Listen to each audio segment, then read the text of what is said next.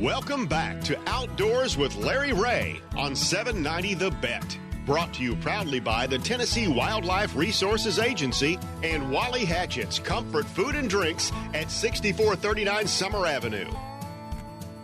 Hey, good Saturday morning. Welcome back to Outdoors with Larry Ray as we roll along, and this is our 22nd year on the air. Shelby McCall, of course, is our executive producer. I've always called her producer. I threw in executive this time just to kind of make it, more, we had the general on earlier in the show, Larry Nixon. We never had a general before, and so I'm not sure what to call the next guest. He's been doing it for almost 50 years. He's very iconic. Waterfowl guide, fishing guide on Kentucky Lake. Communicator, a man that's a cancer survivor, puts on a rodeo for kids for cancer, and does so many. And we had a chance. And he does a radio show, too. Yes, he does, and writes for the Paris, one of my favorite names of a newspaper. What is the name of that newspaper, Steve McCadams? Paris Post-Intelligencer. See, I never could work for that paper because I couldn't ever spell that last name of the paper, Well, everybody just says Paris PI. Paris PI. Okay. Well, we got the man for the Paris PI right now. Already a member of the Legends of the Outdoors, and so good to see Steve come up for a couple of days at the TOW conference. And I know, Steve, that organization's been part of you for a long time, hasn't it? Oh, I've been a member since back in the early 80s, and it's the best thing. It's the friends and people you meet, and good to see you guys last week. And it's been a few years since I'd made the meeting, but I got a lot of great memories of that organization. A lot of people have come and gone, but, we all kind of learn from each other and share a lot of ideas, and it was a great event. Yeah, it was a great event, and just to see Steve there, and somebody told me I need to write a book. Well, I said, at least 2 chapters would be on McCadams and Jim Perry. And I'm not sure where to put chapters in that book. Maybe the first one, the first one and the last. But it's good to see you, Steve. And a lot of folks have asked. This has been, and Ron knows this. We can talk fishing. We can talk waterfowl hunting. All you guys right now are getting all set up for the waterfowl season, which won't be that long away. And for you, you've been doing this a long time. So, do you like fishing or duck hunting? Well, I'm asked that a lot, but I tell you, my canned answer is by the end of the fall, I am ready for duck season because I get a little fishing fatigue, and I always look forward to waterfowling. And then by the end of duck season, I'm beat up by the cold wind and the weather. And, yes. And I get spring fever, so it's a nice transition of seasons, and I'm ready for a change when it comes. I love waterfowling when it's right. I love hunting with my Labrador, and of course, seeing ducks work, it makes time stand still when you see ducks work right. But, nothing like a spring fishing trip when the crappie are biting or throughout the fall, and it's been great lately. So I'm just glad we live in an area like Tennessee where you got all 4 seasons of the year and all opportunities. Steve, you just mentioned something that we're experiencing right now. Cold weather. Yeah, it's coming in this weekend as we talked this morning. The cold weather. I talked to Ron a little bit earlier about that, Steve, the effect on that. What happens to you up there, Kentucky Lake? Well, on fishing, we've had a nice honeymoon with the weather here in the Kentucky Lake area, really all across the South the last week, 10 days, maybe longer. So a drastic change like it's underway right now with falling temperatures and a barometer going crazy. That's going to curtail fishing activity for several days because it's supposed to be cold all next week. Yeah. So I think it will slow things down. We've been lucky. We've had a lot of good crappie fishing and some bass fishing here as of late, catfishing too. And the weather has been above average, light winds, stable weather. That's what you like about fall fishing. And along comes a bad front like we're experiencing now. Yes. And those happen, but I don't like cold fronts. I don't like northeast winds. Usually after your front goes through, you get a lot of northeast winds, high skies, and that makes it tough on really any type fishing. Well, and you have to be prepared for it, too. Warm clothing. Yeah. And really think top of mind water safety, wearing the life jacket all the time, those kind of things. That's something you can't over-exaggerate. You're right. People get in trouble in cold weather. You can get hypothermia so quick out there. Yeah. And I've seen people get in trouble real quick. But the best thing to do is realize your limitations. Some days the wind dictates and it calls a shot and deals all the cards. And there's sometimes it's better to stay on the shore. Now, I always preach the best time to go fishing is when you can. I still say that. But we all have limitations. Yeah. And again, we're talking to Steve McCadams, our good friend from Kentucky Lake Waterfowl and Fishing Guide, and does them both. Spends we were talking to Larry Nixon earlier, Steve. 260 bass tournaments since 1977, and then he went through all of his health things that he had that's gone wrong with him and things along that line. It's not an easy job. He's in it as a fisherman. You're in it as a guide.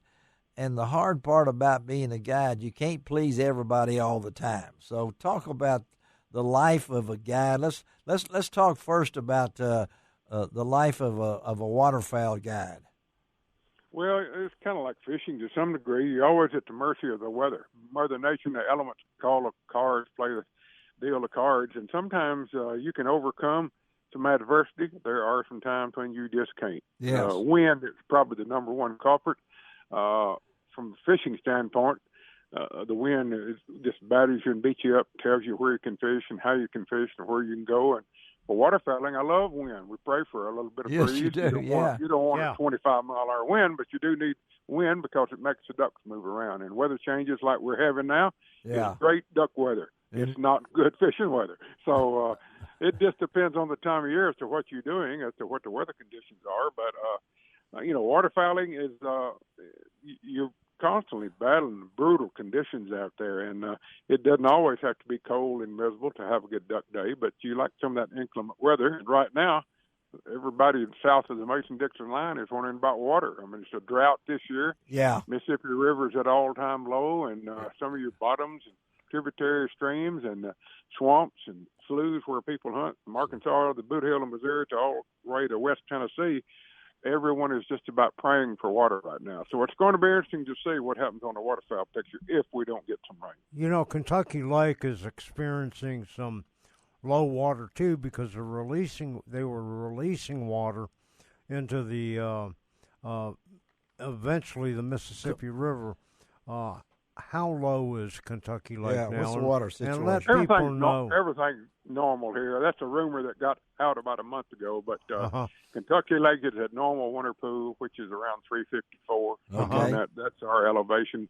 TVA won't deviate much from its schedule on an annual basis because they have to guarantee, maximum amount of water for the channels here and barge traffic as well as recreation. Right. It's so big on this reservoir, so they won't go below 354 here, and it's just not going to pull a plug that's and let good to 3 or 4 hear. feet of water out. And so everything's normal around here for this time of the year. Okay, I know that duck hunters are the most optimistic people I know other than Ron Wong fishing, but you guys are all optimistic. I'm concerned.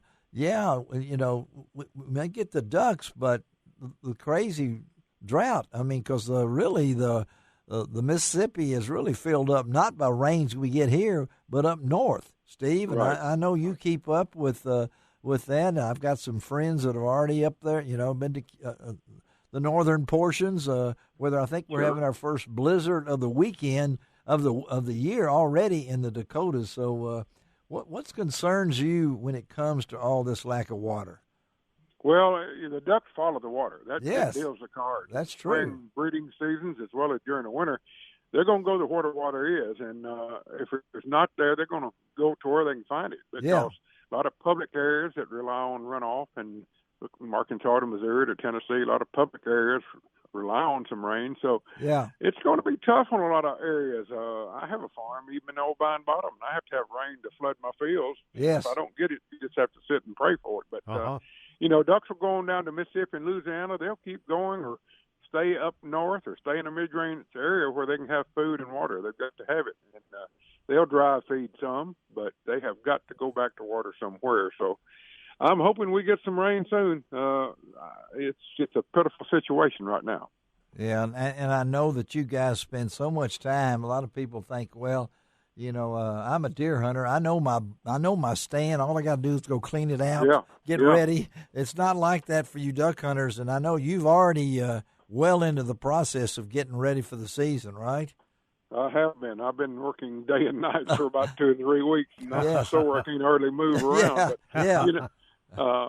There's a few private areas that have pumping capabilities, and that's great if you've got if you can flood a field with a pump or something like that. But still, the ducks, they'll change their migrational routes. They will change if there's not water in the tributaries in West Tennessee, there you go. Blue Hill, Missouri, and Arkansas. It really does alter their migrational route. So you can have water sometimes, but if the region around you doesn't have normal water, they just won't fly there. They won't fly there. Usual routes. No. It's too bad you can't. The hunting pressure. Yeah, go ahead. Yeah, the hunting pressure is a factor. Right now, if there's any water, there's a blind in it. So that's what I was going to say. Ducks have got to have a few areas to rest and get away from it all, and right now they don't have much of that. Well, Steve, our folks want to get in touch with you. Where do they go?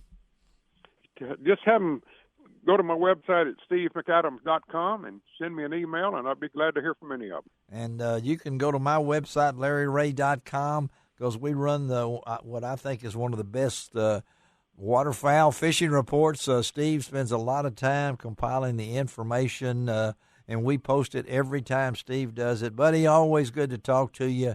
One day we'll just do a show and talk about some of the crazy things we've done with each other over the years. And it was good to see you last week. Yeah, good to see you earlier this week. Yeah, good to see you guys, and I hope to see you again soon. All right, buddy. Thank you, Steve McCadams. All right, let's take our next break in the morning. Come back, and Ron's all geared up. He's already drooling over there. Jordan Lee's coming up. We're going to talk some more fishing with the man who back-to-back. This guy just knows how to fish, doesn't he? I mean, would you say he's one of the best, Ron? He's one of the best. Super competitive, and he does a great job. Well, we're going to talk to Jordan Lee. Be right back about a new scoring change at the Major League Fishing. We'll be right back.